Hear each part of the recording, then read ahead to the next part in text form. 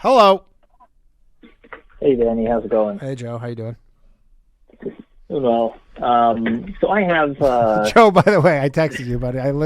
Joe left all these voicemails last week doing Netanyahu, which I was laughing my ass off as I was listening to them in the studio. I should have saved them.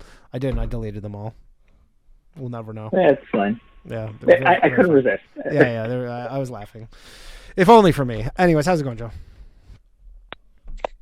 Yeah, so I have a couple of stories. One, the first girl I ever had a crush on. I decided she had spoken to me once when I was like, I don't know, 17 years old. Okay. And I was like, this is like the first time I'd ever had like any interaction with, a member of the opposite sex.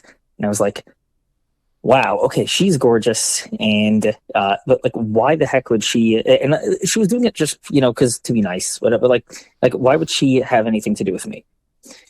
So, why did you think that? You were just like speaking with her? No, just because I knew myself. I was overweight. You didn't dress well, not good looking. But so sure. I decided I was going. For her, I was going to turn my whole life around, and I did. Nice. I lost a ton of weight. Started dressing really well. I turned into like one of those schmucks, but that's not here nor there. But you used her as motivation, even though she never overtly rejected you. But she did eventually. But after you had turned yourself around. Yes. But I'm saying you almost like had the conversation in your mind, like before she did, and then you changed your whole life, and then she rejected you. Yeah. Okay. At first, she tried to let me down easy. She was like, well, I'm not really dating right now. Whatever. This was like, a year and a half later. I looked like a completely different person.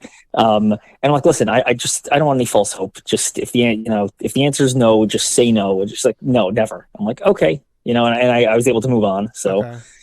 Please tell me this is your current wife.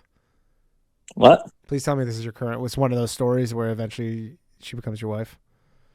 No, she did not become my wife. Isn't it weird how though get an invitation to her wedding? That was that's nice. That was weird. That's nice of her.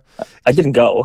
Yeah, that used to be like the most romantic thing. I know that in the era of Me Too that it's just a different time now, but that seemed all the Hollywood indoctrination for most of TV and movies was she says no and then she just keeps. I had a joke about it, but she's like, she keeps saying no, and then eventually you win her over, Yeah, but it doesn't really work that way in real life. Not anymore. Yeah, and this other thing. This is actually a guy I worked with. So, I mean, I don't know if I'd call this simping exactly. He was a sugar daddy. Oh yeah, that's not simping. That's transactional. Because you know what you're getting. So I would not call that simping. That's closer to prostitution. Yeah, well, I mean, he did end up in the New York Post, so. For doing? Well, so basically, he had set up a program with the Board of Ed that he had an internship that for high school students. Oh God. That they would intern at his law firm that didn't exist because he worked at our law firm, and he would use the money that was being funneled to him by the Board of Ed for this program to pay his sugar babies. What? So I imagine he's in jail? Actually, no. What? So first of all, you have to understand, I saw this, this is a guy I worked with every day, and then I see his face, in the New York Post. That was, shocking. Yeah. Needless to say, he was fired the next day. Sure.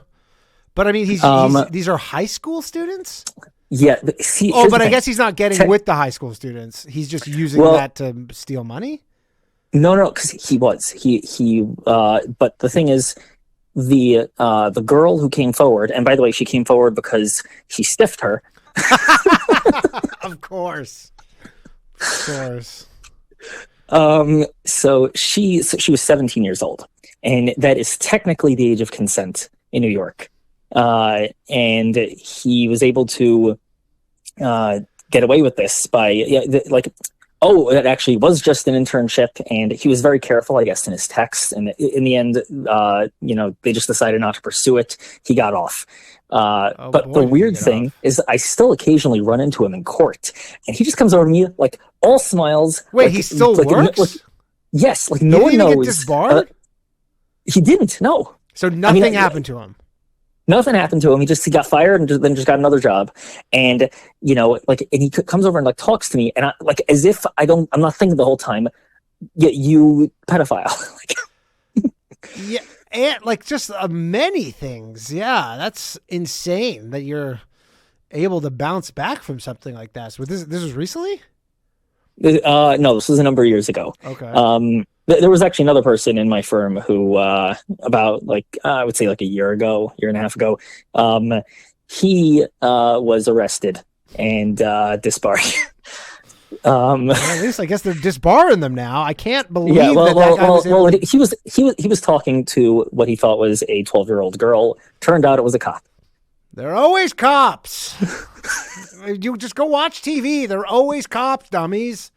It's amazing that those people exist in the legal profession, where you think that they would be would know more about that shit. But here's the thing: these two people, both in their late 50s, not very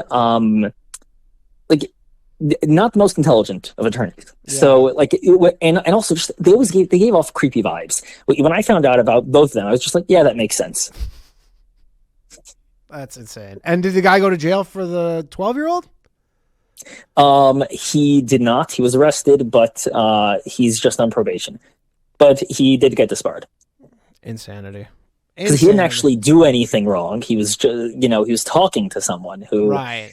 But it never progressed to that far, and they ended up arresting him before he had the chance to arrange a rendezvous. Why would they do that? But it was, I don't know.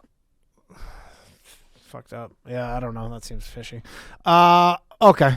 Well, those are very illuminating, Joe. Appreciate you calling in. Yeah. Oh, wait, one more thing. Yes. So some guy called in at the beginning, left a voicemail about wanting to sue telemarketers and whatever. Yeah. The thing is, you have to be able to prove that you lost something. Great, you can file a case on anything. You might be able to win, but what are your damages? How are you injured? If you can't prove that you have any sort of damages, that you lost something out of this, they're not going to be there's not a dollar amount they'll be able to give you. Sure. So do you recommend against him trying to sue Joe Biden? Because that was one of the people he wanted to sue. Yeah, I would recommend it. You're just going to be throwing your money away. Okay. All right. Thanks, Joe. Yeah, no problem. Bye.